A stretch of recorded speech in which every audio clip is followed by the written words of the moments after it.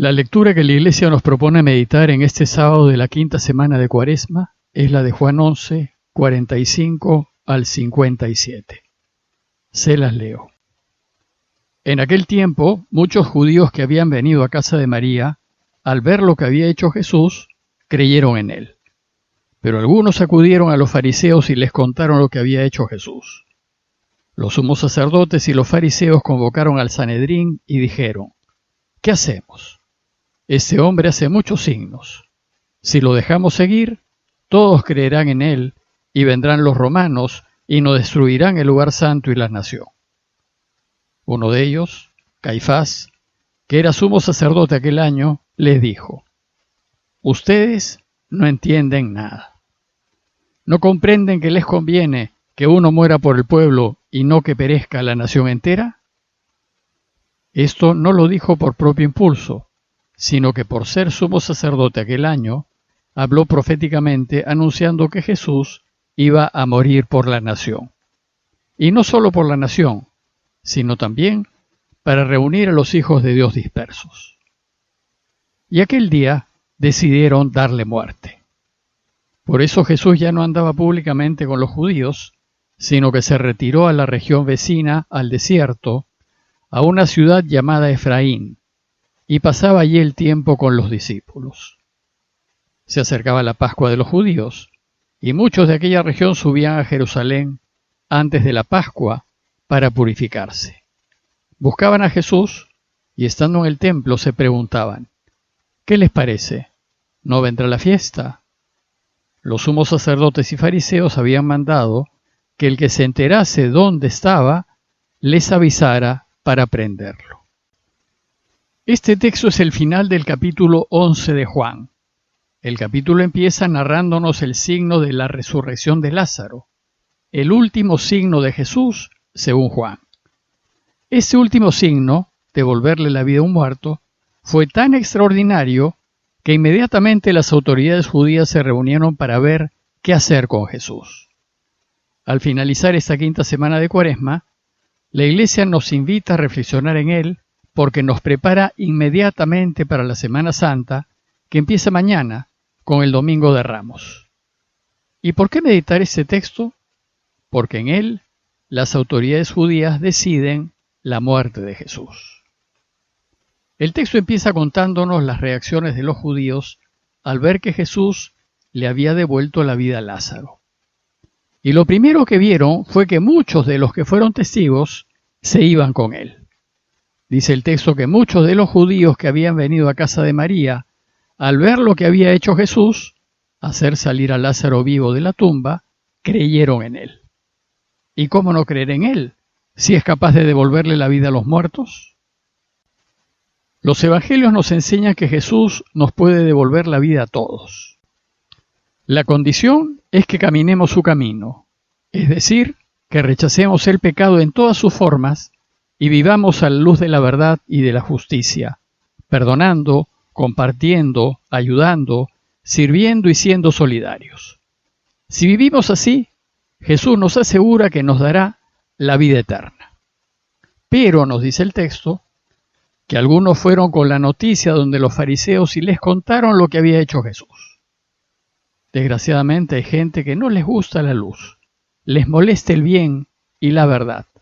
Van a lo suyo, a mantener su poder y sus bienes, y no son capaces de alegrarse porque Lázaro vive, ni son capaces de alegrarse por la felicidad de sus hermanas. Y lo que hace Jesús les molesta. Entonces van a contarles a sus jefes lo que hizo. Y, dice el texto, los sumos sacerdotes y los fariseos convocaron al Sanedrín y dijeron: ¿qué hacemos? Este hombre hace muchos signos.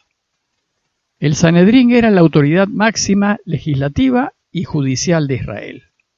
Era una especie de congreso o consejo máximo que decidía la vida del pueblo. Los invasores romanos concedieron a los judíos una cierta libertad. Ellos podían reunirse a legislar los asuntos ordinarios del pueblo y a dictar sentencias, pero con tal de que no atenten contra los intereses de Roma. Lo que ciertamente no podían hacer era ajusticiar.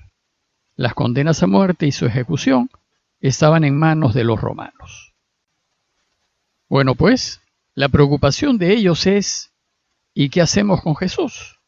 Hace muchos signos.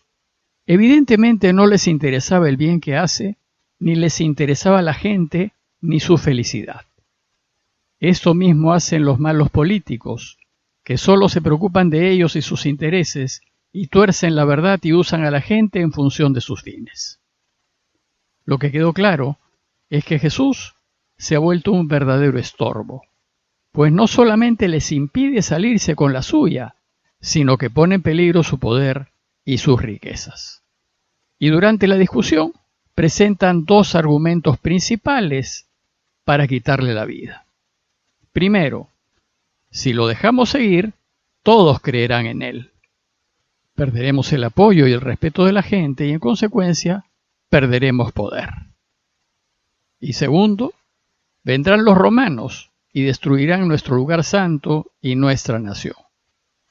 ¿Y por qué los romanos tendrían que venir y destruir el templo de Israel? Pues resulta que había una alianza no pública entre las autoridades judías y los invasores romanos.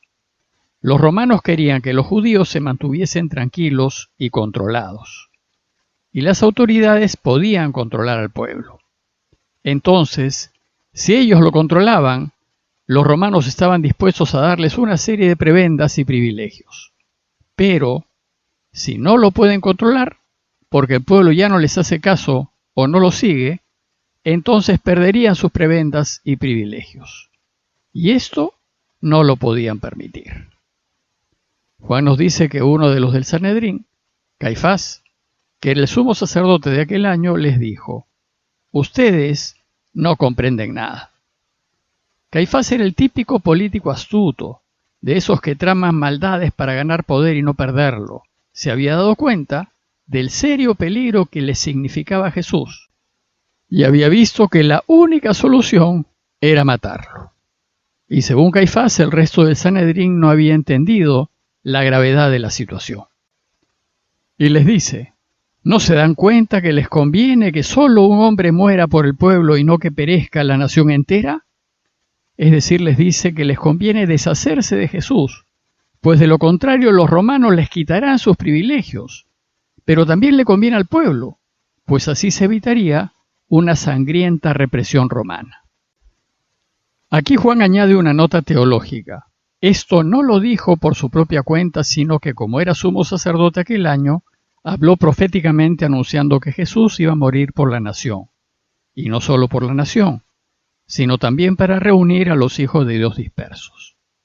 Juan ya nos adelanta lo que la Iglesia va a enseñar después, que Jesús murió por nosotros y por todo el mundo. Y murió para enseñarnos el camino que nos lleva a la vida. Murió para reunir a los hijos de Dios dispersos y para que vivamos para siempre. Y la manera de decirlo es: murió por nuestros pecados. Ante esos argumentos, las autoridades judías tomaron la decisión. Dice el texto que aquel día decidieron darle muerte. Ya no se trataba de apartarlo, desprestigiarlo, desaparecerlo. Ahora se trataba de matarlo. ¿Y qué hizo Jesús? Él tenía amigos que lo querían, incluso tenía amigos fariseos dentro del mismo Sanedrín judío. Uno de ellos era Nicodemo. Y así Jesús se enteró de la decisión tomada.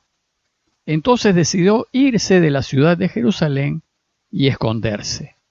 Por eso dice el texto, Jesús ya no andaba públicamente con los judíos, sino que se retiró a la región cercana al desierto, a una ciudad llamada Efraín, y pasaba allí el tiempo con sus discípulos.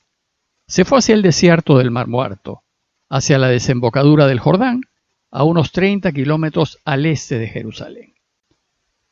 Pero se acercaba la Pascua, una de las fiestas anuales más importantes. El texto nos dice que se acercaba la Pascua de los judíos y muchos de aquella región subían a Jerusalén antes de la Pascua para purificarse. Antes de celebrar la Pascua, la ley decía que había que purificarse.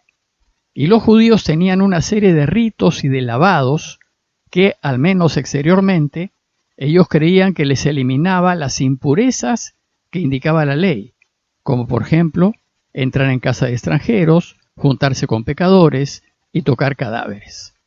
Y una vez eliminadas las impurezas con los baños de purificación, ya uno quedaba en una recta relación con Dios. Lógicamente, como Jesús fue un judío practicante, debía subir a Jerusalén a purificarse antes de las fiestas, pues él caía en impurezas legales a cada rato. Por ejemplo, cuando se juntaba con pecadores y no tenía problemas con los extranjeros. Entonces la gente, dice el texto, lo buscaba. Y estando en el templo se preguntaban, ¿qué les parece? ¿No vendrá la fiesta? Pero también las autoridades que habían decidido matarlo esperaban que volviese a Jerusalén. Y nos dice el texto que habían dado órdenes de que si alguno conocía el lugar donde él se encontraba, les avisaran para detenerlo. Antes de Pascua, la situación para Jesús se había vuelto muy tensa. Y en esos días va a vivir escondiéndose para no facilitarle las cosas al mal. Como conclusión, y a la luz de la decisión tomada por el Sanedrín, los invito a reflexionar en las siguientes preguntas. ¿Qué me interesa más? ¿Mi familia, mis bienes, mi estatus, mi poder? ¿O lo que es justo? ¿Me interesa más lo mío o me interesa más lo que sea mejor para todos?